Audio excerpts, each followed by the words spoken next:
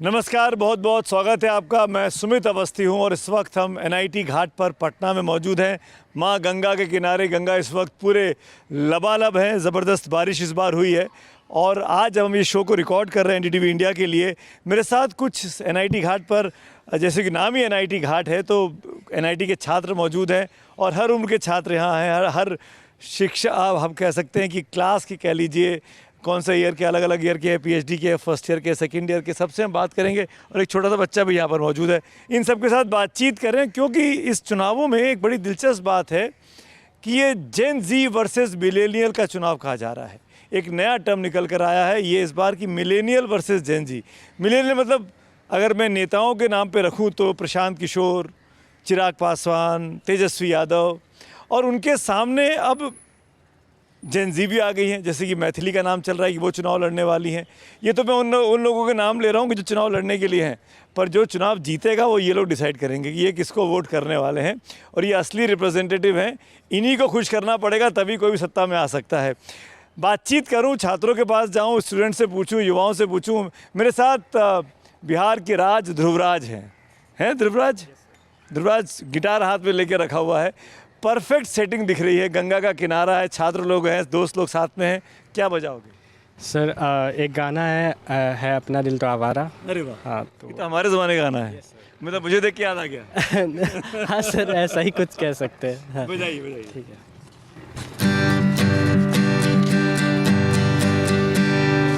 अपना दिल तो आवारा, न जाने किस पे आएगा।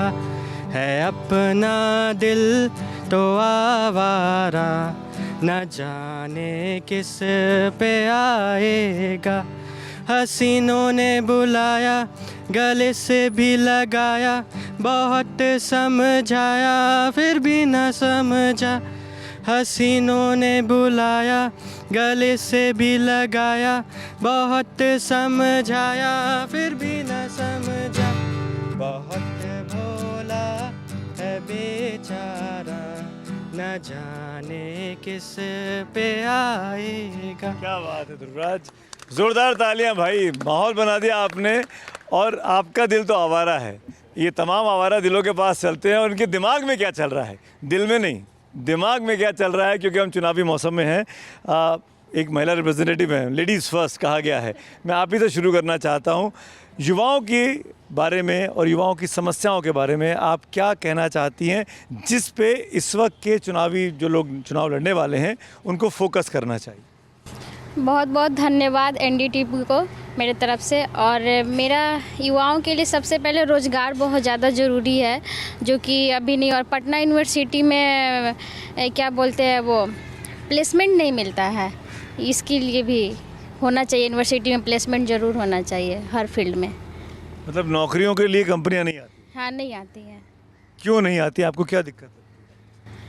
दिक्कत तो अभी मुझे नहीं पता है क्या दिक्कत है, वो लोग ही बताएंगे ना कि दिक्कत क्या है। लेकिन ये यहाँ पे ये प्लेसमेंट का कोई वो रोल नहीं है स्टूडेंट लोग के लिए। क्या ये बात सच है कि नौकरियां नहीं आ पाती?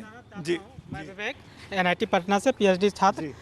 क्योंकि जो बेसिक स्ट्रक्चर है पटना यूनिवर्सिटी का, लगभग 20 सालों में बदहाल स्थिति में है। अभी वहाँ पे देखेंगे असिस्टेंट प्रोफेसर, एसोसिएट प्रोफेसर, जिसकी संख्या नगण्य है। और इसके कारण जो स्किल होनी चाहिए छात्राओं के बीच, वो स्किल नहीं बन पा रही है। दूसरी बात, कैरिकुलम और उसके स्ट्रक्चर और उसका शेड्यूल क्लास का कभी भी काम सही से नहीं कर पा रहा, और कोई भी सब्जेक्ट समय पर समाप्त हो पा रहे, जिसके कारण ये सारे प्रॉब्लम होने जा रही है। और इस डिले चल रहे हैं courses, total delay, admission delay हो रहे हैं, कोर्स भी डिले हो रहे हैं। सिर्फ एग्ज़ाम को लिया जा रहा है और एग्ज़ाम पढ़ने के लिए क्या करते हैं, एक नोट्स पे पास कर रहे हैं। जो स्किल, बेसिक स्किल स्ट्रक्चर होनी चाहिए, वो नहीं बन पा रहे हैं। तो ये मेन सबसे अधिक कारण है। और दूसरी बात, प्रधानमंत्री जी जब यहाँ आए थे तो एक वादा करके गए थे कि पटना यूनिवर्सिटी को हम सेंट्रल यूनिवर्सिटी का दर्जा देंगे। जो हम लोग का मांग भी था कि इनको सेंट्रल यूनिवर्सिटी बनाया जाए, ताकि बिहार के लोगों में एक बहुत बड़ा विद्वता के रूप में जाना जाएगा। Central Patna university as a Bihar का ऑक्सफर्ड माना जाता था। यहाँ से बहुत विद्वान लोग यहाँ से निकले हैं, लेकिन कुछ विगत वर्षों में जो इसकी हालात हुई है सर, ये देखने लायक इतना ख़राब है कि आप इसको आकलन नहीं कर सकते। यह आकलन करना है तो आप इसका जो डेटा है सर, पटना यूनिवर्सिटी के छात्रों के डेटा है, है, उसके स्किल्स है, उसका प्लेसमेंट हो रहा है या नहीं हो रहा है, इसके बारे में आपको सही जानकारी मिल जाएगी सर। अच्छा, एक बात बताइए, आप सब लोग वोटर हैं? पहले वोट किया आपने? पटना ये यूनिवर्सिटी पहली बार वोट करेंगे कि वोट किया हुआ? नहीं, सेकेंड टाइम वोट करें। सेकेंड टाइम करेंगे। इसमें एक इंटरेस्टिंग डेटा मैं बता दूं, इस बार बिहार में 5700 से ज़्यादा, 5700 से ज़्यादा फर्स्ट टाइम वोटर्स है लगभग हर सीट पर।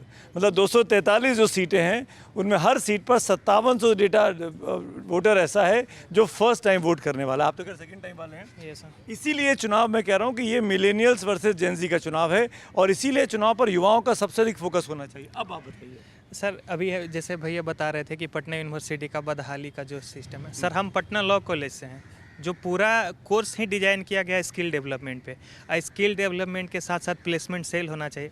लॉ के लिए तो अलग अलग फील्ड में है, लेकिन आज तक 1909 का कॉलेज है, इतना हेरिटेजियस कॉलेज है, इसका स्थापना प्लेसमेंट सेल नहीं है। प्लेसमेंट सेंटर वर्क नहीं करती है, बाकी एक्स्ट्रा जो करिकुलम एक्टिविटी है वहाँ पे प्रॉपर नहीं आती। क्यों नहीं है? सवाल ये, इतने साल पुराना कॉलेज है, आप भी इस कॉलेज में पढ़ रहे हो, इतने साल हो गए, क्यों नहीं है? सर जैसे गाइड वाइड ठीक है, जैसे कि एक जो वीसी हैं, जो प्रोक्टर हैं, वो अच्छे अच्छे पोस्ट पे बैठ गए हैं। अब पोस्ट पे बैठने के बाद हर दिन हर कुछ ना कुछ प्रोग्राम होता है, जैसे शताब्दी वर्ष हुआ, कोई और हुआ, तो उसमें नेता लोग आते हैं, 100 करोड़ का डोनेशन दे दिए, फिर आए, फिर कुछ ना कुछ दे देते, पर वो चीज़ इफिशियंसी में आता नहीं है, ज़मीन पे दिखता नहीं है। और उसके साथ साथ हर जितना भी बढ़िया जो प्रोफेसर है, जैसे जो परमानेंट प्रोफेसर हो गए, तो परमानेंट प्रोफेसर बनने में उनको एक अच्छा समय और अनुभव लगा होगा, तब वो बने होंगे। उनको क्या किया जाता है, लास्ट में बना दिए एचओडी, उनको ऑफिशियल वर्क दे दिए, उनको एडमिनिस्ट्रेटिव वर्क दीजिए, जबकि उनका सबसे ज़्यादा ज़रूरत था स्टूडेंट्स के बीच में।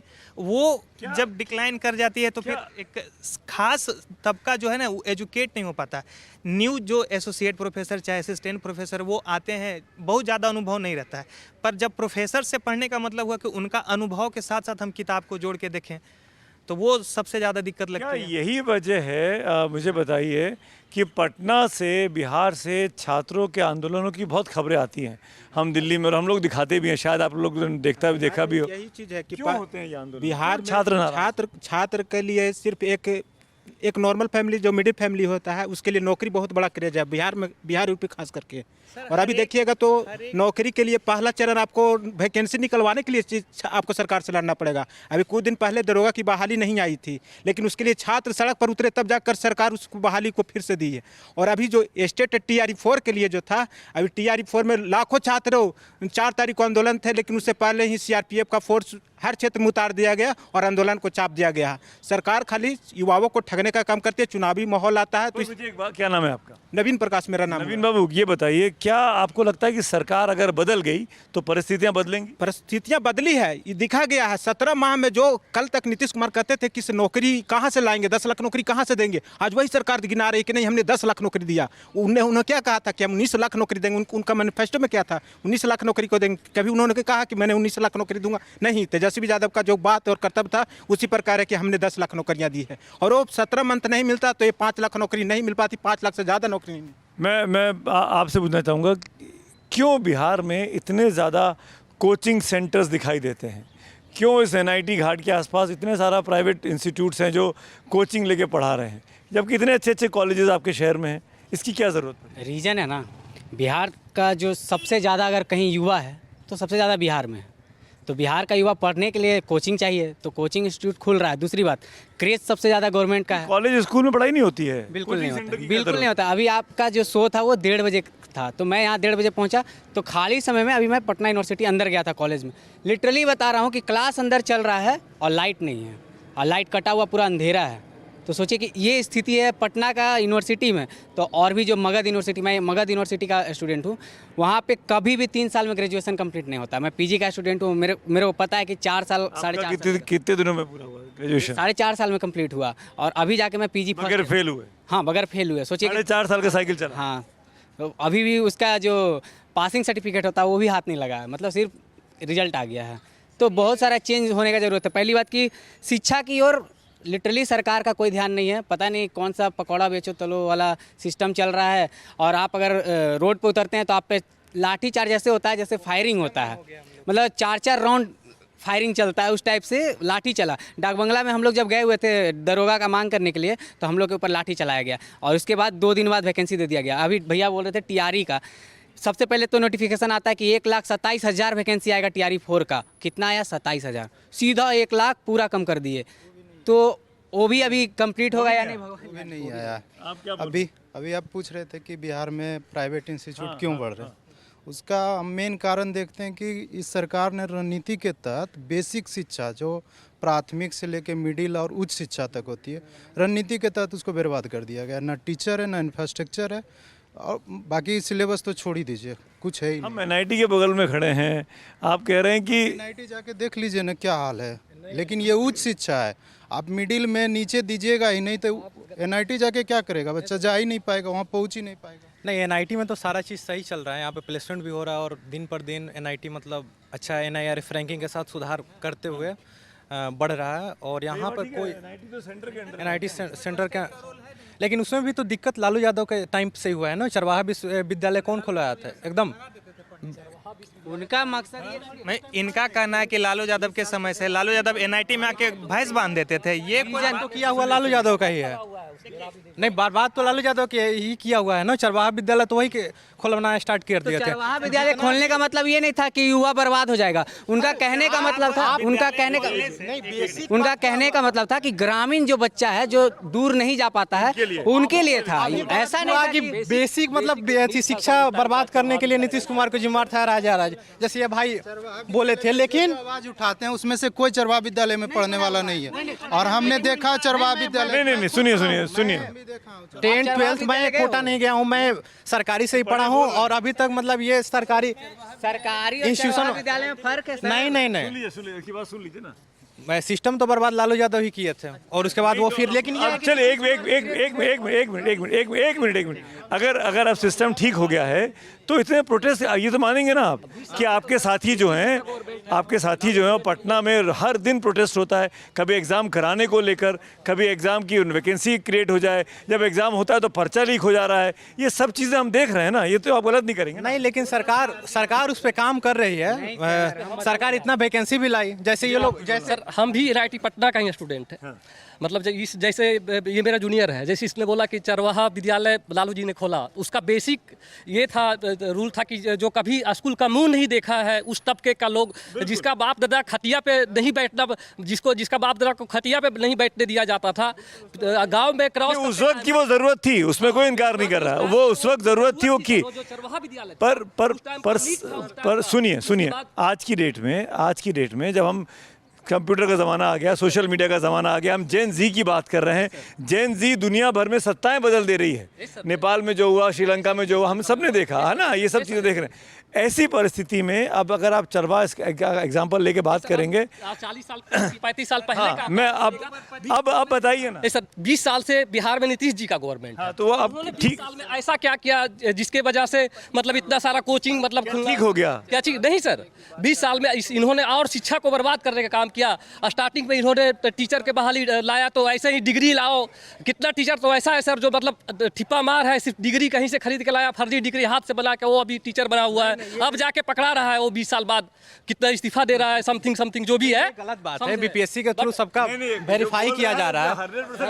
नहीं 100% हम बोल भी नहीं रहे, 100% कोई गलत बात नहीं होता है। लेकिन ये है कि BPSC के थ्रू उनका ले करके एग्जाम ले करके उनको फाइनल उस टाइम हाथ से लिख के सर, उसमें मुखिया से लेके इधर आइए। और आप ये बोल रहे हैं कि 17 महीना में तेजस्वी यादव मुख्यमंत्री कौन थे? नीतीश कुमार। आज भी मुख्यमंत्री कौन है? नीतीश कुमार। तो वैकेंसी नीतीश कुमार के नाम से निकला, तेजस्वी यादव वैकेंसी नहीं दिए थे। तेजस्वी यादव के पास पावर।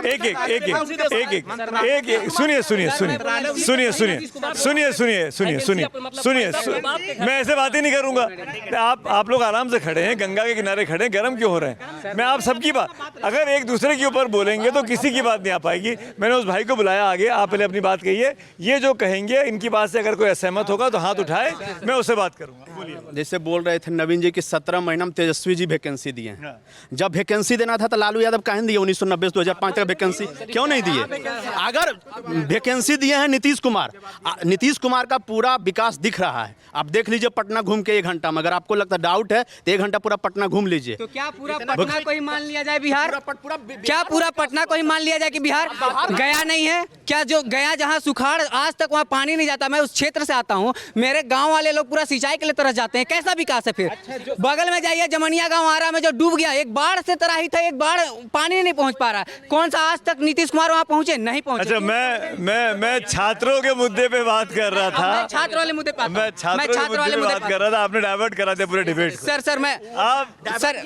सर मैं एक बात ये बोले कि आप लोगों की दिक्कतें क्या सर, है? वन लास्ट ये बोले कि 17 महीना में नीतीश जी दिए, तेजस्वी जी ने दिए। मेरा कहना सिर्फ साफ है कि जब 2020 में सरकार बनी, 2020 से 22 तक क्यों नहीं वैकेंसी आया? एक भी सरकार बदलने के बाद ही क्यों वैकेंसी आना स्टार्ट हुआ? कहने का मतलब कहीं ना कहीं राह तो दिखाया तेजस्वी यादव। उन्होंने बोला होगा ना कि मैंने नोटिफिकेशन में यही दिया है कि मेरे आते सरकार में पहले लिस्ट से नौकरी बंटना स्टार्ट होगा। तो अब तो उन्होंने अनाउंस कर दिया। ठीक है, मेरी तो इसका मतलब तेजस्वी यादव का जो उन्होंने कहा था उसकी तो हवा निकल गई ना। कैसे हवा निकल गई? क्योंकि वो तेजस्वी के दबाव में ही सही, अब तो वैकेंसी निकल गई।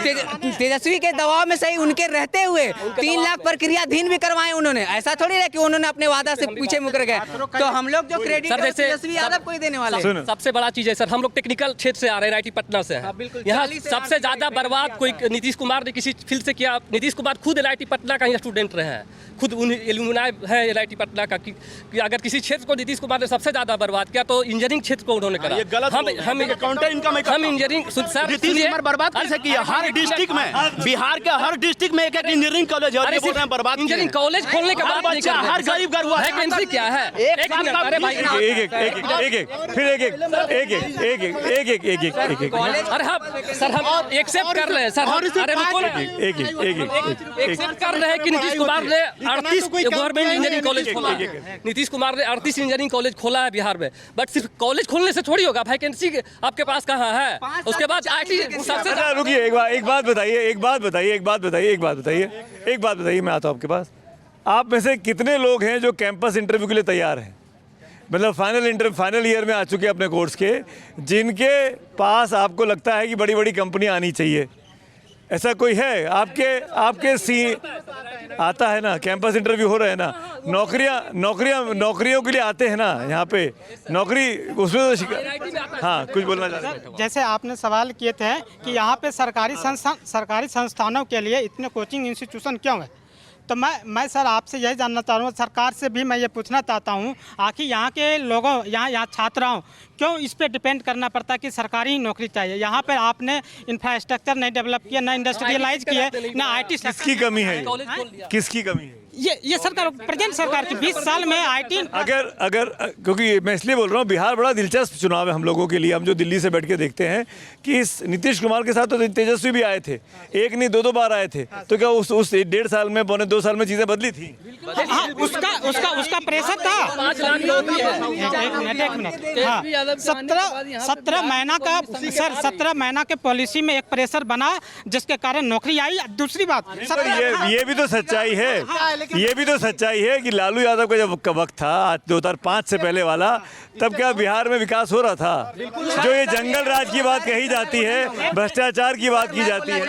एक बात, जो लालू जी का जो शासन काल था वो सामाजिक न्याय और सामाजिक न्याय के कारण यही वो जाना जाता है, वहाँ पे आर्थिक न्याय नहीं हुआ। सर मेरा बात एक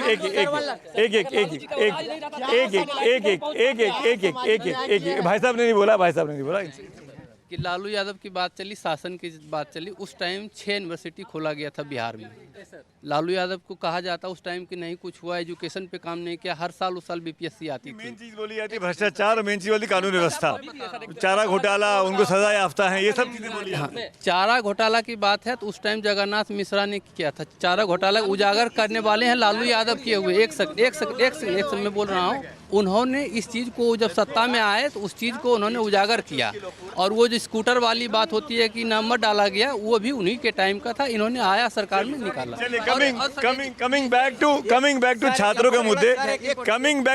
का मुद्दा, नहीं सुनिए ना, सुनिए मेरी बात सुनिए प्लीज़, मैं रिक्वेस्ट अरे मेरी बात सुनिए। मैं इसलिए कह रहा हूँ कि जो हम अभी आप बहस कर रहे हैं ना, ये रोज़ हम टीवी पे करते हैं। ये मुझे मौका ही नहीं मिलता कि मैं छात्रों की समस्याएं सुन सकूं, छात्रों से बात कर सकूं। अगर हम लालू और नीतीश पे बात करेंगे तो हम तेजस्वी, चिराग और प्रशांत किशोर पे कब बात करेंगे? सबसे बड़ा एक मिनट, वो बहन जी बोल नहीं पा रही, इसका मतलब आप लोग एकमात्र तो महिला रिप्रेजेंटेटिव है, इनको तो मुझे प्रोटेक्शन देने दीजिए। अच्छा मुझे बताइए दीदी, एक ये बड़ी ईमानदारी से, क्या आपको लगता है कि इस बिहार प्रदेश में लालू और नीतीश के अलावा भी और लोगों को मौके मिलने चाहिए, और पार्टियों को मौके मिलने चाहिए? हाँ बिल्कुल मिलना चाहिए, लोकतंत्र है, सबको मौका मिलना तो चाहिए। क्या प्रशांत किशोर, असदुद्दीन ओवैसी, मुकेश साहनी, चिराग पासवान, इन किसमें आपको भविष्य दिखाई देता है? इन तीनों में तो बिल्कुल नहीं। किसमें आपके हिसाब से? मैं तो एक एग्जाम्पल लिया मैंने। आप तेजस्वी का तो नाम नहीं लिए, तेजस्वी जी का, तो इसीलिए मैं नहीं बोल अच्छा, पाई। मैं तो उनकी पार्टी से जोड़ रहा था उनको, इसलिए बोल रहा अच्छा, तो ये तेजस्वी हम लोग के लिए, युवाओं के लिए सबसे अच्छा बेस्ट ऑप्शन रहेगा। हूं। आपके हिसाब से तेजस्वी का ऑप्शन रहेगा। क्या जेडीयू में कोई विकल्प है? जैसे निशांत तो चुनाव लड़ रहे हैं क्या? नहीं लड़ेंगे, लगना होता तो लड़ चुके। तो फिर अशोक चौधरी तो है ही ना। पर अशोक चौधरी, उनकी तो बिटिया आ गई है चुनाव में। बिहार में लास्ट स्टेज पे जदयू में सिर्फ एक चेहरा था और हम एक्सेप्ट करते हैं। हम खुद मतलब नीतीश जी से प्रेरित होकर एनआईटी पटना हम चुने थे। हम उस टाइम चाहते तो कोई भी एनआईटी, मतलब इतना अच्छा मेरा राय था। नीतीश जी के बाद पार्टी समाप्त हो हाँ, जाएगी।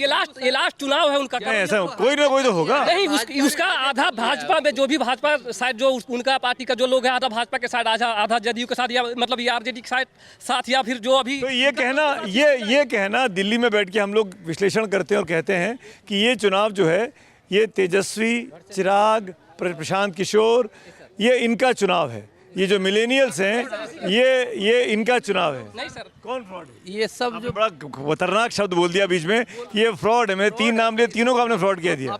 मैंने इसलिए फ्रॉड बोला कि आप चिराग पासवान का यहाँ पे देख लीजिए, 2 बार सो मंत्री हैं, कुछ भी कंट्रीब्यूशन नहीं है। यंग है, 17 महीना तेजस्वी यादव आए हैं सरकार में और एक विजन दिया, युवा, सोया हुआ युवा था, उसको जगाया उन्होंने, एक रास्ता दिया, पाथ बना, उसी के बेसिस पे आज के कौन सा विजन दे रहे थे? एक विजन बताइए। सर इनका विजन जो बिहार में एक मिडिल क्लास फैमिली ज्यादातर तेजस्वी है। की बात कर रहे हैं, ठीक है ना? तेजस्वी तो बाकी प्रशांत किशोर फ्रॉड हैं, अब ये भी उनके लिए भी कह रहे हैं। वो तो बिल्कुल फ्रॉड आदमी है। क्यों? इसलिए फ्रॉड आदमी है कि वो ऐसे हाईजेक करना चाह रहा है। वो ऑलरेडी वो कोई एक पोस्ट पे भी नहीं है बिहार में। उनको अगर ऐसा है तो पहले वो विधायक बने, एमपी बने, फिर देखे कि अपने क्षेत्र में कितना तो प्रधानमंत्री बना चुके हैं, वो सरकारें बना चुके हैं। सर, बनाना और बनना बहुत अंतर बात है।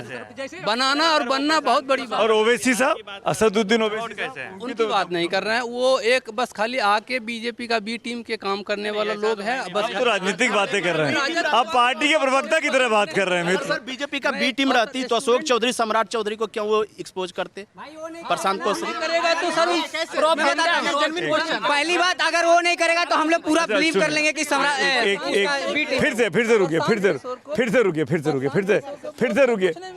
रुकिए विवेक जी। विवेक, एक ये बताइए, बिहार में नौकरियों को लेकर कितना बड़ा समस्या है? नौकरी कितनी बड़ी चुनौती है जो नई सरकार बनेगी, जिसकी भी बने, मुझे नहीं पता 14 नवंबर को क्या होगा। बिहार में उसके टोटल लिए सबसे बड़ी प्रायोरिटी क्या होनी चाहिए? देखिए, बिहार में लमसम 20 लाख के आसपास नौकरी है। तो उस 20 लाख में लगभग हमको लगता है 70-80% अब लगभग फिल हो चुका है। अब उस 20% में आप सभी को नौकरी दे नहीं सकते हैं, तो आपको अल्टरनेट जाना ही होगा रोजगार के रूप में। अल्टरनेट क्या होगा? इंडस्ट्री, स्वरोजगार। हाँ, स्वरोजगार, इंडस्ट्री और IT सेक्टर को यहाँ लाना। आपने जो IT क्यों नहीं आता IT सेक्टर? हाँ, ये सरकार की जिम्मेदारी है ना, ये सरकार की जिम्मेदारी है। हमारे पास अभी 40 इंजीनियरिंग कॉलेज हो गया स्टेट गवर्नमेंट का। यहाँ पर NIT भी है, IIT भी है, सेंट्रल यूनिवर्सिटी है, सभी मिला के 50-60 इंस्टीट्यूशन यहाँ पे है। आप एक कम सस्ता दर पे यहाँ पे IT सेक्टर के लोग, स्किल लोग मिल जाएंगे। आप यहाँ पे खोलेंगे, जो बेंगलोर में जाके काम करेंगे लाख रुपया में, उस 40 से 50 हज़ार रुपये। आप हिंदुस्तान में कहीं चले जाइए, बिहार के बच्चे हर जगह मिल जाते हैं।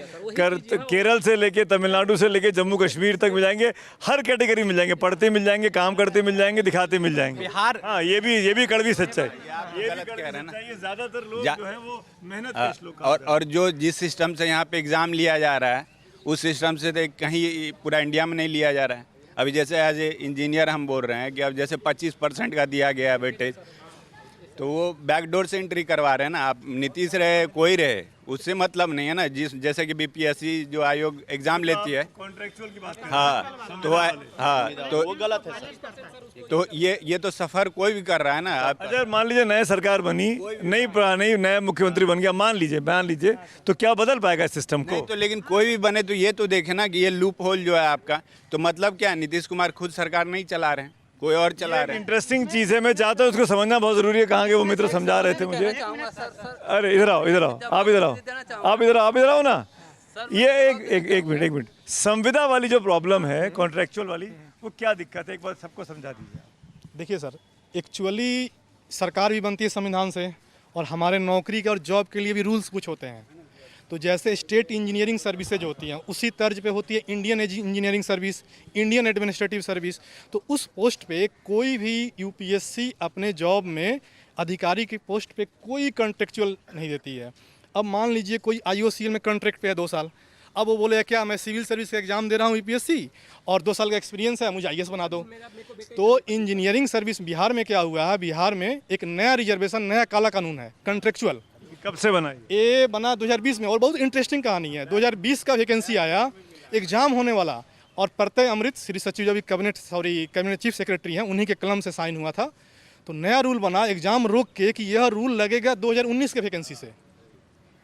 अब जो लड़के 2 साल में डीजी में या पैसे, ये कह रहे हैं, अगर मैं छोटे में समझाऊं तमाम दर्शकों को, कि जो कॉन्ट्रैक्चुअल एम्प्लॉयज़ हैं उनको बेनिफिट मिल जाता है किसी भी नौकरी में बजाय फर्स्ट टाइमर्स के। तो लेवल प्लेइंग फील्ड नहीं है। और कॉन्ट्रैक्चुअल एम्प्लॉयज़ की जो भर्ती होती है वो कैसे होती है, इस पर आपको संदेह है? हाँ बिल्कुल। कौन लोग आते हैं, कहाँ से आते हैं, किस मायने से आते हैं? जी, इसमें इंटरेस्ट ऑफ कन्फ्लिक्ट है। कन्फ्लिक्ट यह है कि किसी पर्सन को मालूम नहीं है कि ये जो हम जॉब करेंगे कॉन्ट्रैक्ट बेसिस में, ये मार्क्स मिलेगा और एग्ज़ाम में ऐड होगा, ये किसी को पहले नहीं मालूम था। पहले उन्होंने पॉलिसी में ये चीज़ को कंसीडर करके रखा हुआ था कि इसको एंट्री करवाना। अब हमें कॉन्ट्रैक्ट में 20,000 में हमें काम नहीं जाएंगे करने के लिए, जबकि हमारे पास मेरिट है एग्जाम निकालने का। इंटरेस्टिंग है ये। और ये बिहार के युवाओं में जो मिलेनियल्स कह लीजिए, जेनजी कह लीजिए, यंगस्टर्स कह लीजिए, ज़्यादातर लोगों को इस बात को लेकर चिंता है, परेशानी है कि नौकरियां क्यों नहीं उनको मिल पाती है। कुछ कहना चाहते हैं? जैसे सर अभी असिस्टेंट प्रोफेसर की नियुक्ति हो रही है बिहार सरकार में, तो हर जगह रिटन एग्जाम और इंटरव्यू होते हैं। तो बिहार सरकार क्या करती है, बीटेक के कुछ नंबर, एमटेक के कुछ नंबर, पीएचडी के कुछ नंबर। जबकि कोई बच्चा बीटेक करता अच्छा कॉलेज से, उसकी परसेंटेज कम बनती है तो उसके नंबर कम हो जाएंगे। आप ओपन कंपटीशन नहीं दे रहे। यूपीएससी क्यों लोकप्रिय है? बोलती है आप फिजिक्स से ग्रेजुएट है, आपको ऑप्शनल लेना है हिस्ट्री, आप आईएएस बनो। तो बीपीएससी को भी यूपीएससी के रास्ते पे चलना हाँ, यदि बीपीएससी असिस्टेंट इंजीनियर का एग्जाम नहीं करा पाती है तो जो आईएएस के इंटरव्यू से फेल हुए लोग हैं उनका आप इंटरव्यू ले लो, बशर्ते कि आप क्या करते हो, कॉन्ट्रेक्चुअल को दे देते हो। ये जो छात्रों की समस्या हैं, जो मुझे एक बार में समझ में आ रही हैं इनसे बात करके, और तमाम ये लोग तो कहते रहे, प्रोटेस्ट करते रहे, बातें मांगे उठती रही हैं। आई होप कि जो जिनको सत्ता मिलने वाली है, जो चुनाव लड़ने वाले हैं, जो सत्ता में आने वाले हैं, उनके कानों पे जू रहेगी और उनको समझ में आए कि चीज़ें जो है। मैं आप सबका शुक्रिया अदा करूँगा। Thank you so much. क्या शायरी है? इसी शायरी पे ख़त्म करते हैं। आइए। वैसे मैं युवा हूँ और मैं चाहता हूँ कि बिहार में परिवर्तन हो, इसलिए सबको यकीन दिलाना चाहता हूँ, और मुझे यकीन हो चुका है, इसलिए पूरे बिहार को यकीन दिलाना चाहता हूँ कि तेजस्वी जी आवे थथिन, रोजी रोजगार के पिटारा खुलते ही रहे। तेजस्वी जी आवे थथिन, रोजी रोजगार के पिटारा खुलते ही रहे और घरे घरे नौकरी होते, कोई बोलते ही रहे। ये तेजस्वी यादव के फैन थे, बोल के चले गए हैं। क्या होगा ये देखना पड़ेगा, लेकिन बहुत बहुत शुक्रिया आप तमाम लोगों से। अरे कहता आप भी बस मैं यही बोल रहा हूँ कि अगर जेडीयू 17 साल और 20 साल के शासनकाल में अच्छा काम नहीं किया और लालू जी के जो 15 साल के शासनकाल को ब्लेम कर रहा है, तो ये जेडीयू का फेलियर हुआ। लालू जी सामाजिक न्याय के प्रतीक थे। ठीक है, ये राजनीतिक बहस हम रोज करते हैं, माफ करिएगा, ये राजनीतिक बहस हम रोज करते हैं। इस तरह के प्रवक्ता हमको रोज बोलते हैं आके, लेकिन आप छात्रों से बात करके बड़ा अच्छा लगा मुझे। Thank you so much. जोरदार तालियां बजा लीजिए आप लोगों के लिए और हमारे लिए। बहुत बहुत शुक्रिया तहे दिल से। और उम्मीद करता हूं कि जो लोग देख रहे हैं इस कार्यक्रम को, उनको समझ में आएगा कि बिहार का युवा आखिरकार क्यों इतना आक्रोशित दिखाई देता है। कैमरामैन सुदीश के साथ मैं सुमित अवस्थी, एनडीटीवी इंडिया के लिए पटना से।